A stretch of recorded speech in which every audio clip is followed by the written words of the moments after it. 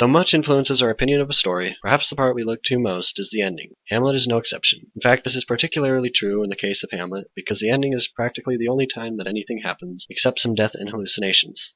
The story starts to wrap up sometime between Hamlet and Laertes dancing on Ophelia's grave, and Hamlet arriving for the sword fight that he knows he's going to die at. Endings in literature are funny in that they usually end up tying up all the loose ends very perfectly, unlike what usually comes to be in real life. Unless the author was planning a sequel, which I don't think is very likely in the case of Hamlet, seeing as all the characters are dead.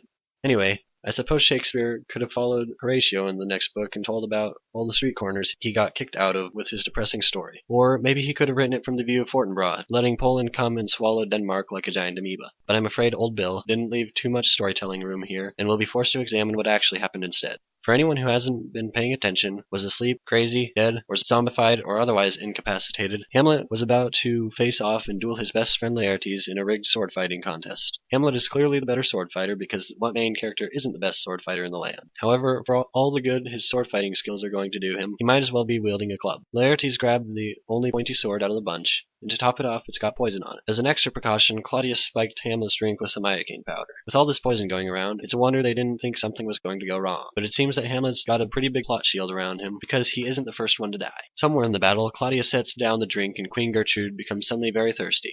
Claudius notices, she picks it up, and casually tells her, "Dear, don't drink that." But Gertrude acts like she's recently come back from a trip to the Sahara Desert, and this is the only liquid she's seen in a week, so she drinks it anyway. So, for all intents and purposes, the Queen is going to die.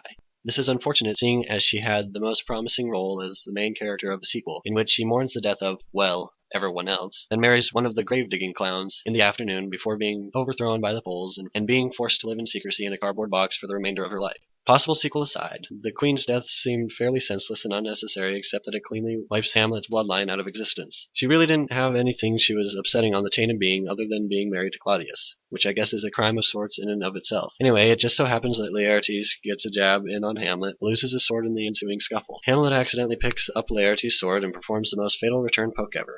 Unfortunately for Laertes, Hamlet's been building up an immunity to iocane powder and also has an amazingly resolute plot shield. Before anything else can come to pass, Gertrude dies. Laertes decides to give up the jig and spills his guts to Hamlet before apologizing for trying to pull an Inigo Montoya like every other guy in the book. Laertes' death was at least a little more satisfying than the Queen's. He had already betrayed Hamlet to Claudius, but at least it was to avenge his father and wasn't because he drank from the wrong cup. He wasn't too important on the chain of being, but it's still unfortunate, especially considering it severs yet another bloodline. But Hamlet's still running on pure adrenaline and main characterness, and he realizes what has happened. We all know what occurs next. Having received a fatal wound and 2 doses of poison, Claudius dies almost instantly. You think that since it's been the goal to kill the guy the whole book, that it would have felt more satisfactory, but you get a mix of feelings sort of, thank goodness he's finally dead, and wow, that was over quick.